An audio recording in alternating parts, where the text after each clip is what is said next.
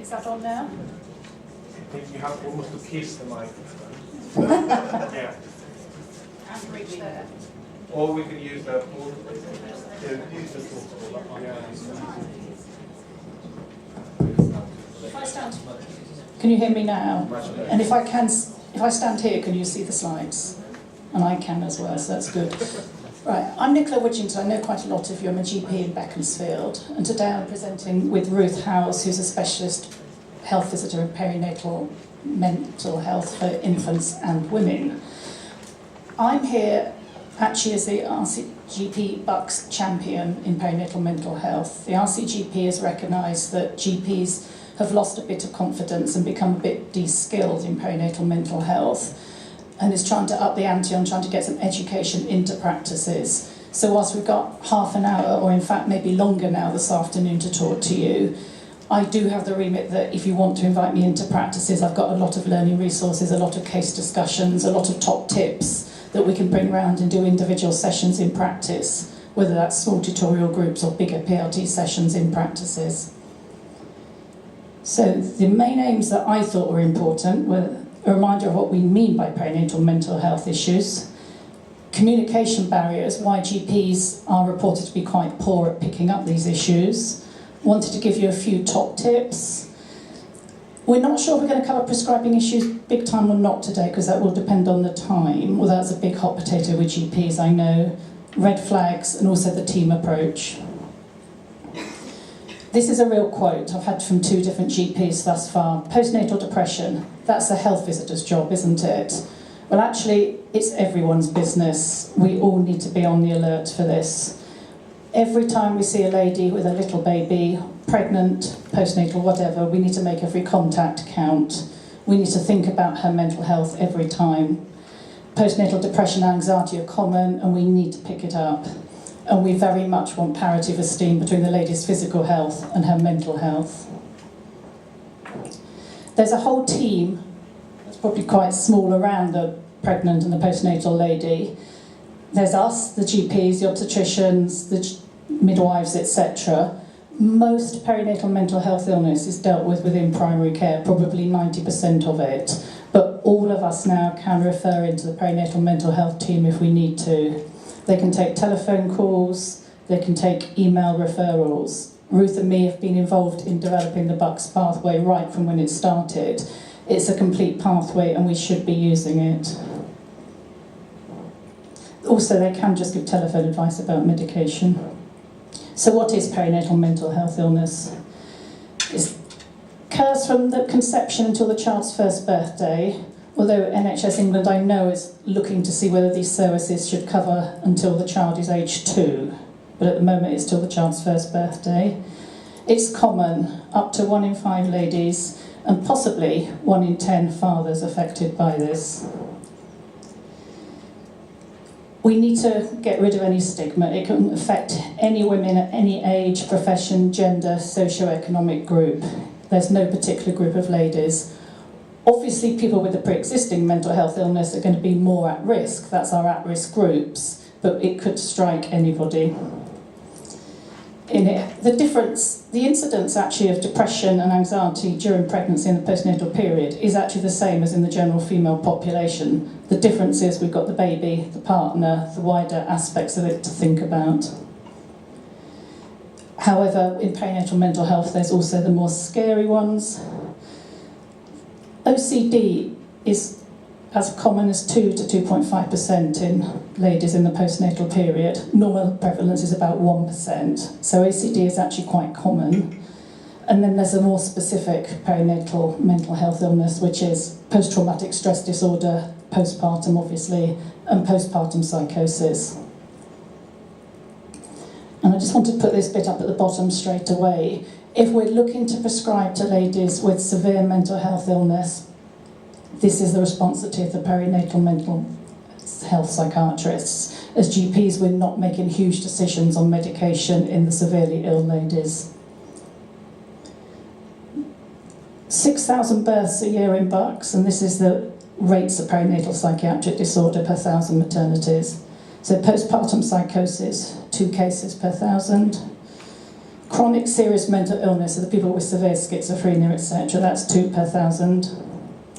Severe depressive illness, 30 per 1,000. So that's the more severe end of the spectrum that we should be using the perinatal mental health team for. Mild to moderate illness, mild to moderate depression and anxiety is much, much more common. Figures vary, but it's somewhere between 10 and in fact 20%, depending which stage of pregnancy you're at. We've also seen ladies with post-traumatic stress disorder and adjustment disorders and distress. And you are going to be sent these slides afterwards. Quick facts, 90% is managed in primary care, as I said earlier, so we do need to know a bit about it. It's a little bit like the rule of halves for diagnosing and treating hypertension. Studies have suggested that we as GPs are only picking up 40 to 50% of perinatal depression. And of those we pick up, we're probably only getting adequate treatment for half. Adequate treatment, of course, doesn't have to be medication. It can be referring on for appropriate talking therapies. And if we don't pick these ladies up and we don't treat them, 6 months down the line, the ladies with depression will still be depressed.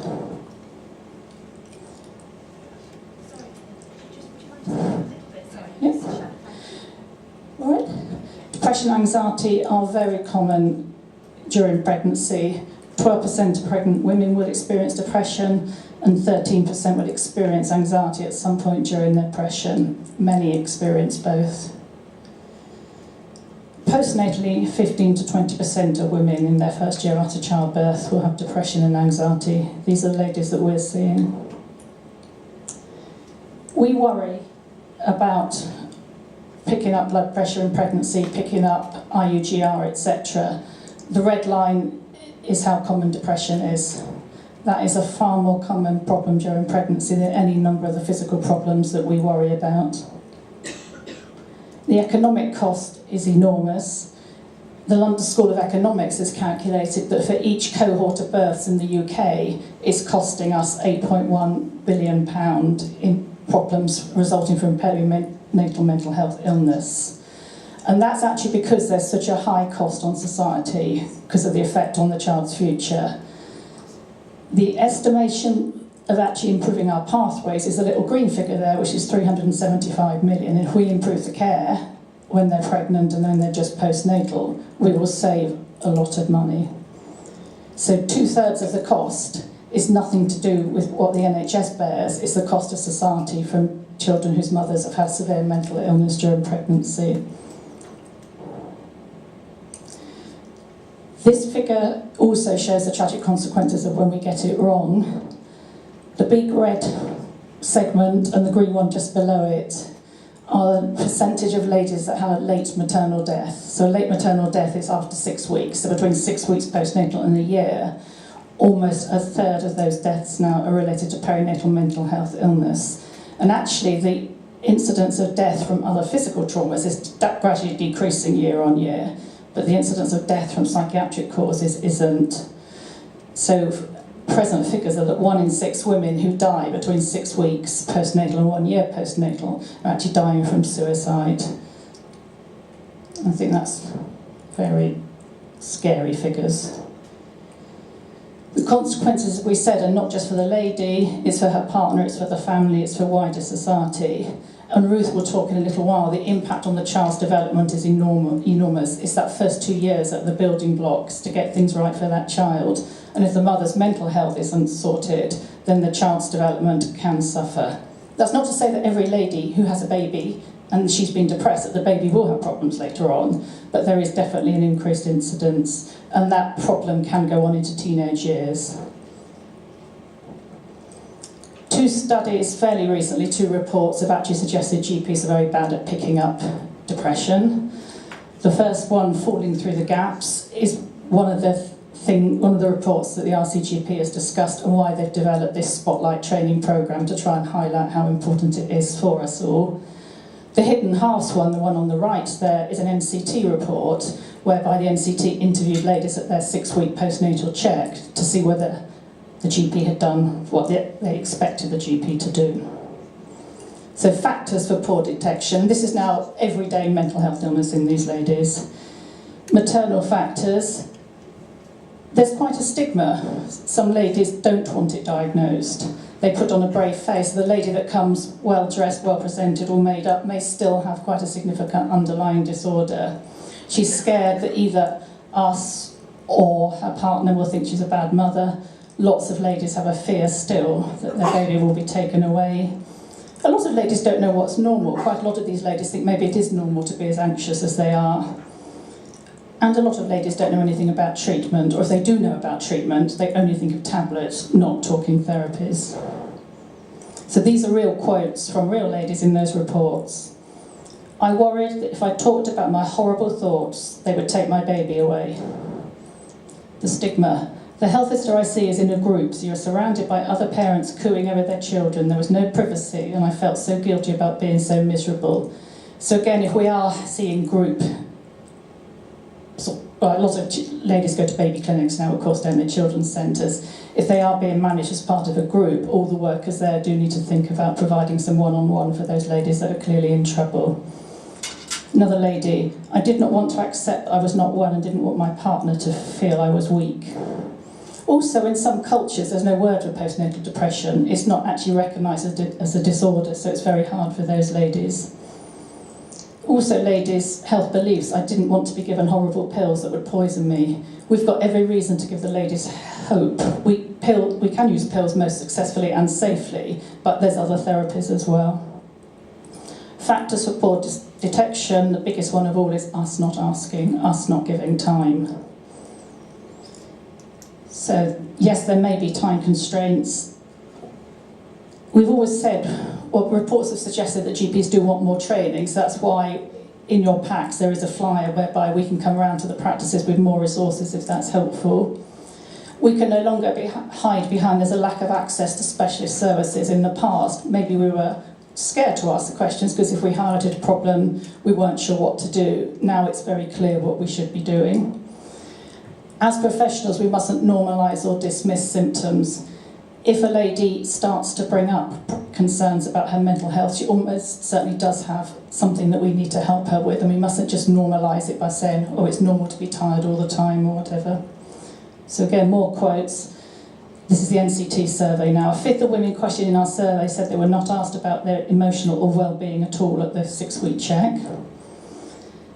Another good one here, midwives don't really have the time to discuss your feelings, and when you do, they just tell you to see the GP. The health visitor and GP were far more helpful. So there was some good feedback from the reports as well. I wanted to put that in. Another one, my personal experience of seeing my own GP with mental distress in the postnatal period was of being interrupted and reassured before having had a chance to reveal the extent of my distress and thoughts of self-harm. And not too far from here, there was a very sad case whereby somebody had actually brought up their concerns and it wasn't followed through. And I think if we are constrained by time, to show some interest and at least book the follow-up appointment there and then so that there's some element of continuity to bring the lady back. And there was another case I heard where actually the GP hadn't done that at the time, but some inner voice was going on afterwards, and he actually was really tenacious following up the lady afterwards, and actually she now says he saved her life by phoning her back afterwards and actually following up. In his mind, he must have just been having that slight alarm bell ringing when she was talking about her thoughts. He did phone up, he followed it up, and actually she's doing well. And she's one of the expert patients that will come around to talks and actually speak about how useful it was for her GP to have shown that one-on-one personal interest.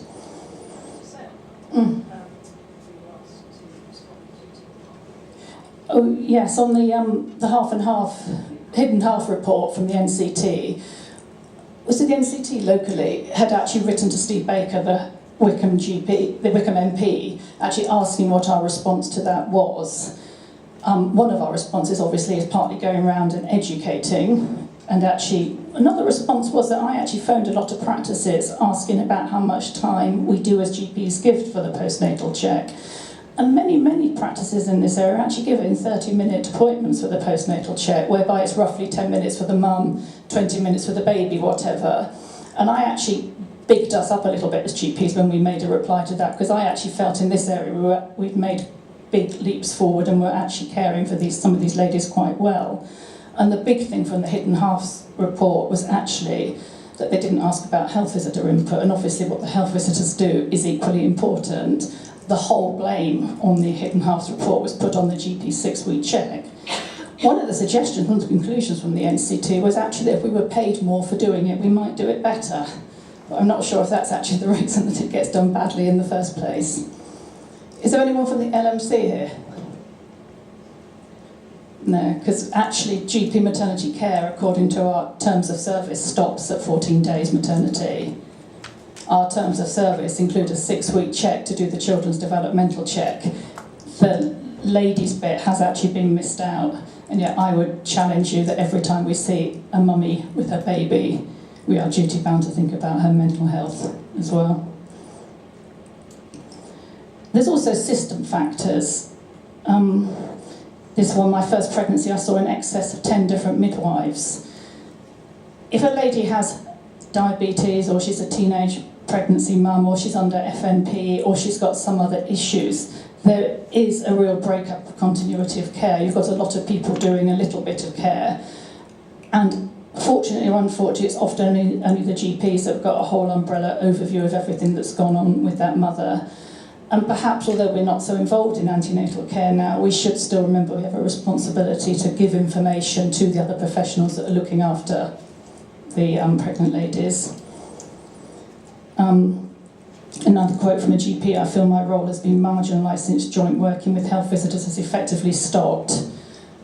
I'm not sure that's quite fair in this area, because each general practice has given the health visiting teams a generic email for communication, and vice versa. We've all got a number for our health visiting teams, and after various serious case reviews in this area, we've very much encouraged vulnerable families meetings in each surgery so that there's an opportunity to discuss these cases. You maybe just need to think within your own surgeries how you do talk about the most vulnerable ladies. And that's what society thinks being a mummy is all about. It's wonderful. Everything's fine, everything's happy. And the shocker for these ladies is when it isn't.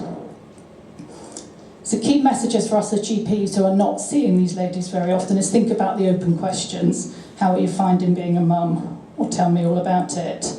Try and think about making sure you do speak to the mum, not necessarily without the baby in the room. If the baby's coming in for the 6-week check and is fast asleep, don't grab it straight away. Spend some time speaking with the mother, and not just about her physical health, and avoiding normalising.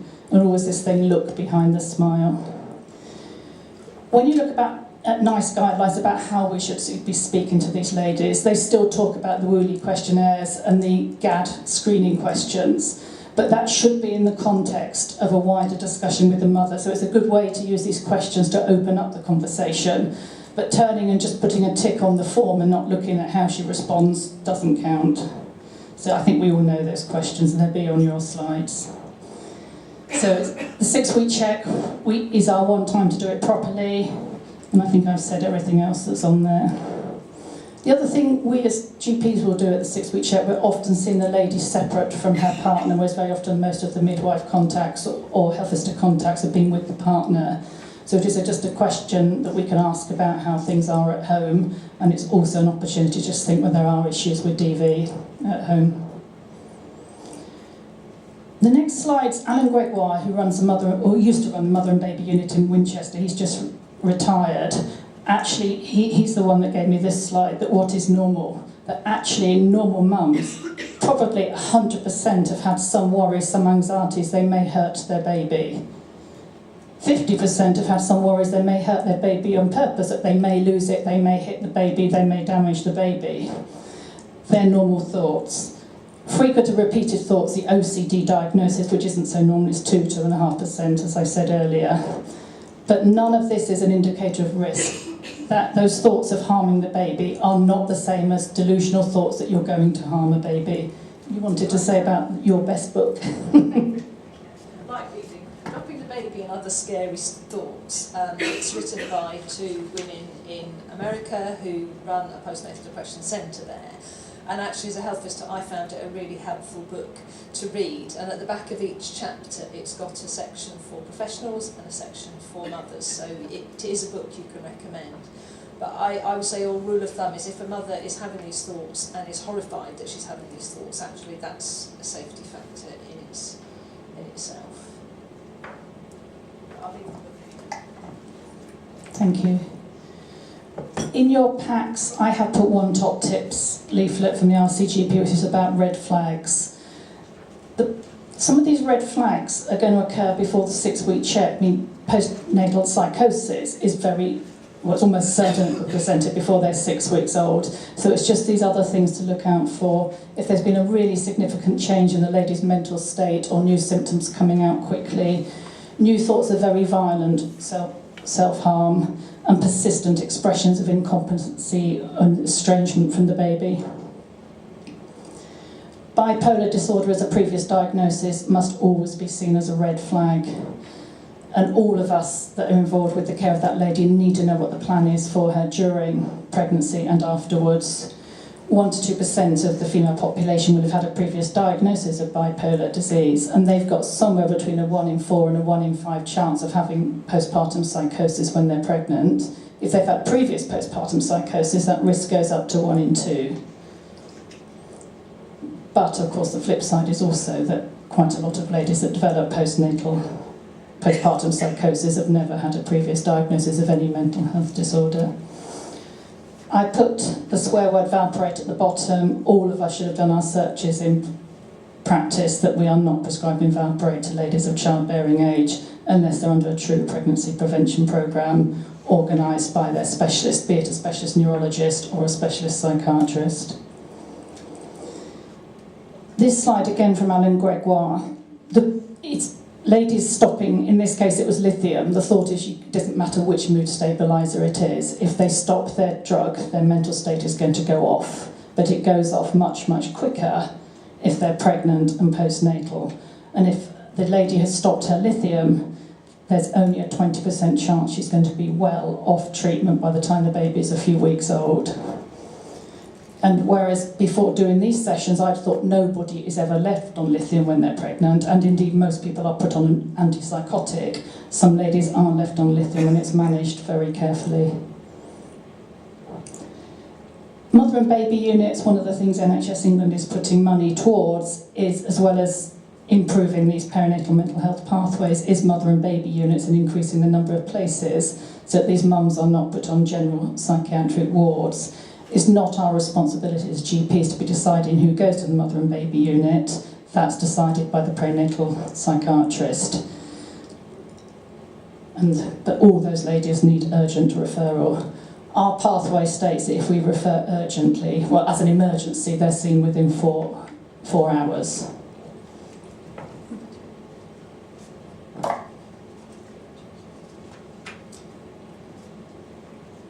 I'm just going to talk a little bit about the more mild to moderate depression and anxiety. Most of you, I hope, are aware that we have wellbeing groups that are jointly run with Health Visitors and Healthy Minds for the women who are not serious enough to go up to the perinatal mental health team.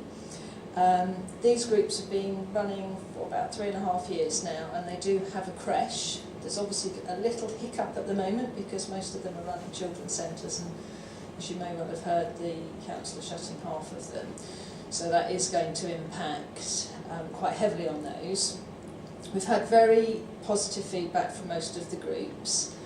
I have been doing a little bit of analysis for the commissioners about what happens to things like their EPDS scores and their GAD scores, and unfortunately, when I look at those, they don't all go in a nice line getting better. Quite often, we appear to make women worse by coming to the group. Maybe they are not being honest about their symptoms or their thoughts previously. Maybe they've been coping really, really well with things because they've been sitting on everything, and the group helps them to open up and they suddenly realise things were much worse than they thought they were. That said, the group is 10 weeks, usually term time, and at the end of the group they are reassessed, well they're assessed every week anyway, but at the end of the group, if they've not made sufficient progress and they feel they need some additional help, they will always be offered something as a follow-up, whether it's a different group or some one-to-one therapy. They won't just be dropped. Likewise, if one of you GPs refer them into the wellbeing groups, if it's deemed that, if the person that assesses them thinks that this isn't an appropriate place, they will again not be dropped, they will be referred for some other sort of therapy.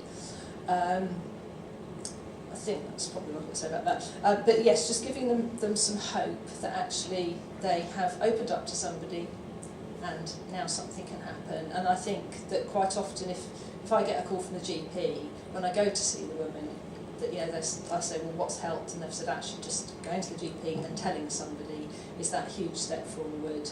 And I think the more they can talk about it, I think that stigma thing will start to reduce, and maybe we'll get women coming in a bit earlier rather than leaving it till things have got really bad. What I'd just like to add to what Nicola was saying about the 6-week check, if mum is there with the baby, if you're not getting much from mum, look at what the baby's doing. Actually, is the baby giving mum eye contact? Is the baby smiling at mum? What's the sort of interaction there? And I think that quite often will give you a good indication of what's happening. I actually saw a mum yesterday who has not had any feelings for her baby at all. It's the second baby, first baby was fine. And she saw the GP on Friday who's started some antidepressants, and I know they haven't started working yet, but she said because she'd started to ask people and tell them how she'd felt, she was feeling better. And she said, actually, I told my mum this morning, I think I do quite like him. And I thought, what a change in just 48 hours of actually her being able to say how she was feeling. A few alternatives there. There's quite a bit of stuff online, and some of the online courses you have to pay for, but if a woman is referred to Healthy Minds, now you can refer to Healthy Minds, the woman can refer to Healthy Minds herself, or obviously the health visitor can do that. They have some of the ones that you would normally pay for, people can have access to. Some mums with babies prefer to get out and meet other mums, some like to do something at home because they don't want to go out. The only thing I would say, if you're suggesting that the mum refers herself to Healthy Minds, can you just warn them that they will be asked about have they had thoughts of harming themselves or their babies, because for some that's a sort of quite a shocking question for them to be asked, so that's quite helpful. Exercise, I think that's got quite a lot in the media now, and Bucks have got something, I can't remember the name of this. There's a woman County Council is doing some exercise programmes which is going to include postnatal ladies. Yeah, so the council are onto that as well, and there's also another Ruth Page who's working on a lot of the reduction of stigma within the local authority as well.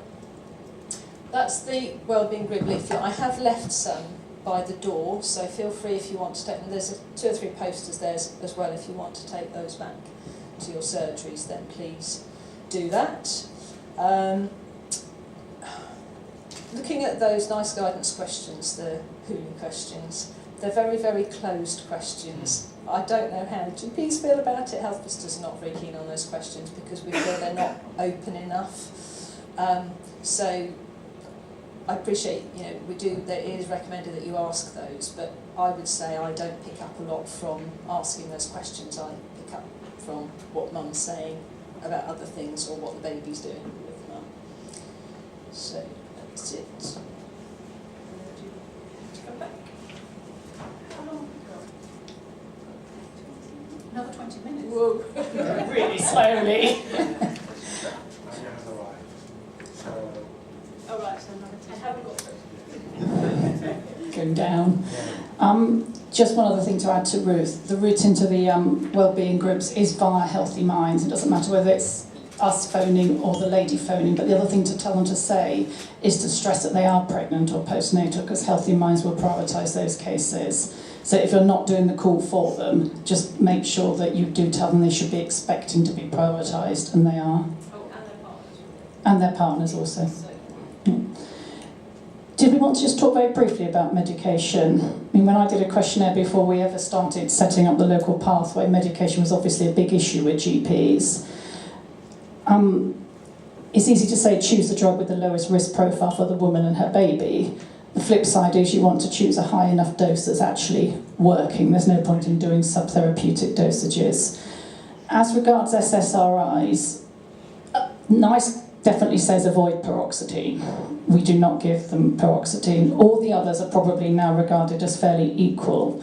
And what the perinatal psychiatrists are saying, that if you've had a lady who's previously been very good on an SSRI, whether she's pregnant or breastfeeding. You don't start mucking around and changing it to another one because you think you've read a study that one is slightly safer than another. So you try and keep them on one drug, and ideally a drug that's previously worked. UK TIS, I don't know if anybody's used it, UK Teratology Information Service. If you just put UK TIS in the search engine, it's something mums can use as well. It's linked into the BUMPS maternal website. That will give drug information on every single drug and what statistics there are nowadays about those medications. Apparently, up to 10% of pregnant ladies will have taken an SSRI at some point during their pregnancy. Of course, a number of them stop the minute they become pregnant because lots of ladies think SSRIs are as dangerous as thalidomide, but they're not. If a lady stops her antidepressant because she's become pregnant, she's probably got a 70% chance of relapsing, assuming she needed to be on it in the first place. The most recent studies, and you can read these all afterwards, have actually shown the odds ratio of harm from the SSRI by itself is negligible. The problem with these ladies is that they often have had other risk factors as well. And for example, alcohol, which has a far greater risk of harming a baby. So we can actually be quite reassuring to these ladies that there are drugs that are safe, be them pregnant or breastfeeding. They can be continued. And there is quite a lot of evidence. The more recent studies on there are actually quite reassuring figures. I think, whilst having said we can speak to the perinatal team, that's absolutely fine. But a lady who's already pregnant and well and stable on her SSRI, I don't think we can be expecting different advice from the perinatal team. They're going to say to stay on what she's on. I think the only other thing there is prioritising the other treatments. IAPT is now so good at offering these pregnant and postnatal ladies therapy that we must make sure they're having the talking therapies as well as their medication. And the NICE standards that they start then NICE approved talking therapies within a month of being seen, or being referred rather. Antipsychotics, we are not starting, changing as GPs. The only reason I put anything on here about it is that there's still that assumption from some patients that we will know all about it. We don't. But actually just having one or two clues about what's happening and that they're actually safe is useful. And again, when they take out confounding factors, it would seem that particularly olanzapine and quetiapine are perfectly safe in pregnant and postnatal ladies and breastfeeding ladies, and far safer than actually stopping their medication if we think about the way that graph went down on the incidence of relapse. There is issues in the neonate. They do have to watch it for drug withdrawal and jitteriness just after birth. Benzodiazepines probably are more harmful than some of the other drugs, so it should be short, sharp courses, only if absolutely necessary, and very careful if they're used around the time of delivery. So mood stabilisers, we need to refer in, get advice early. Polytherapy has a higher risk than monotherapy, and as we saw from that graph I presented earlier, 80% risk of relapse if we don't continue the therapy. Valproate we've talked about. This is all about lithium, and you're not supposed to read it all now. Don't. We are not making the decisions of whether a lady continues lithium or whether she doesn't. There's very clear protocols about how lithium is managed by the perinatal team.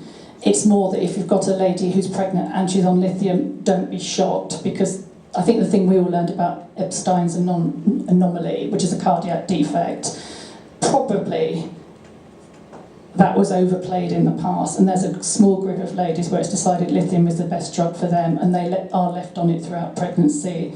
The drug level is very closely monitored. It's stopped at the time of delivery, and as soon as they're stable after delivery, they're restarted with very intensive monitoring. Mostly, standard advice is not to breastfeed if you're on lithium. I think that should be what we should learn. There are a few ladies that are left on lithium now when they're breastfeeding out of their choice. They discuss with their consultant. This is what NICE says about drugs, and it's a very simple sort of reminder about what's safe and what's first line and what's second line. And they have left lithium on their advice as well. Learning for GPs. the e-learning for health has some really good modules on perinatal mental health. If you wanted to take this further forward after the session today, there's really good case discussions on there that you can follow through, and that's well worth doing. You'll be sent the slides so you can link in directly.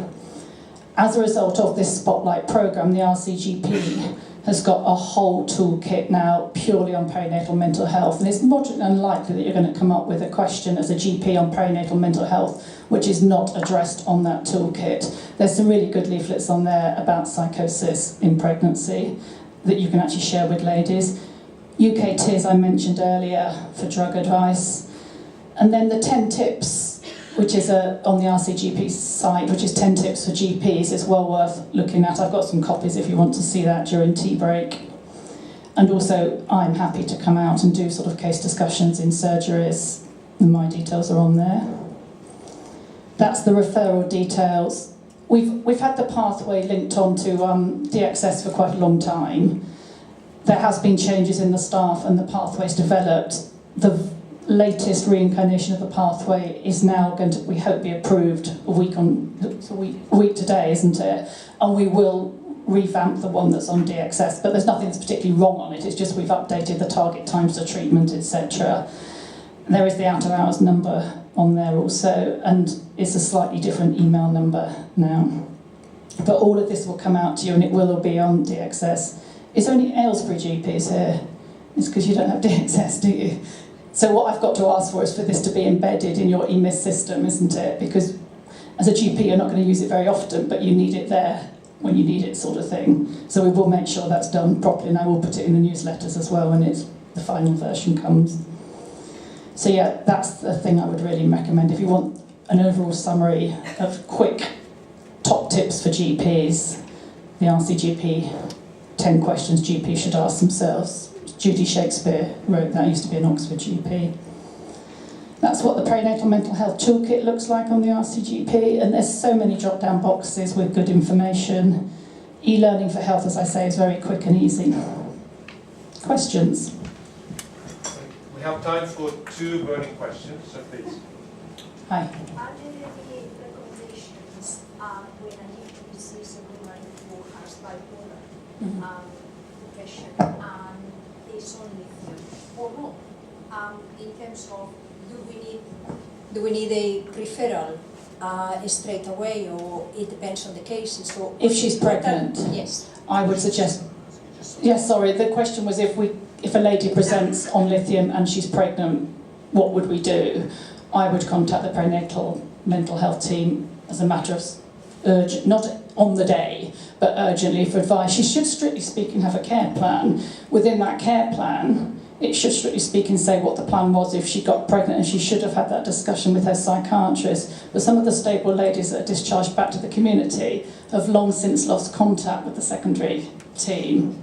what if, as it happens, some of those ladies with a history of bipolar are not on lithium? What do we do if they are pregnant? We would refer them. So what would we do with a lady with a previous diagnosis of bipolar who's no longer on any treatment, but she gets pregnant? We refer her to the perinatal health service. She's got a 1 in 4 chance of having puerperal psychosis. She needs to be back in the service under secondary care, so a plan is made for her right at the beginning of pregnancy. Doesn't have to go on treatment at that point. The treatment is more likely needed just postnatally, but she needs to have a treatment plan. And the referral will be who to? To the perinatal team, as on there by the email. Okay, thank you. And just to say that we have got, and I'm not sure if she's actually in post yet, there is, Dr. Sophie Johnson's been doing a fantastic job holding that whole team together, and we have got a new psychiatrist that's starting full-time absolutely imminently, and we will let you know their name and contact details.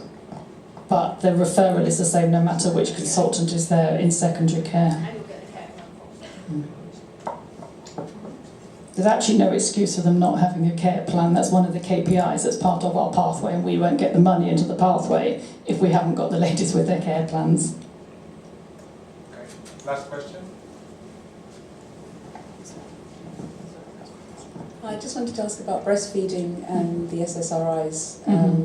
I think in the BNF there's something about sertraline being acceptable. Yep. Does it make any difference? Because you said actually that if citalopram would work better and they responded to it. How do we decide between those? SSRIs and pregnancy, breastfeeding, if they were not on an SSRI and we were starting, it's probably still true that sertraline is the one that is still the one that's recommended first line. But if they've gone through pregnancy on citalopram and they're perfectly fine, conventional thought now is there is no need to change when they're breastfeeding. The actual amounts coming through breast milk is not enormous, then what they've been exposed to as baby in utero is far greater than what they've been exposed to breastfeeding. So do not swap something that already works. One to swap would be paroxetine. We don't use that in many ladies now anyway, do we? But I think we had a few messages come back at one point where only GPs are not going to prescribe any of these drugs to pregnant ladies. In truth, the team cannot cope with 10% of these ladies going to see them to have that drug discussion. If and when we get a pharmacist directly linked to the scheme, there may be a bit more scope for that. But actually, I put figures on there, we've got plenty of references. The news about SSRIs is positive. Okay, thank you very much. Thank you.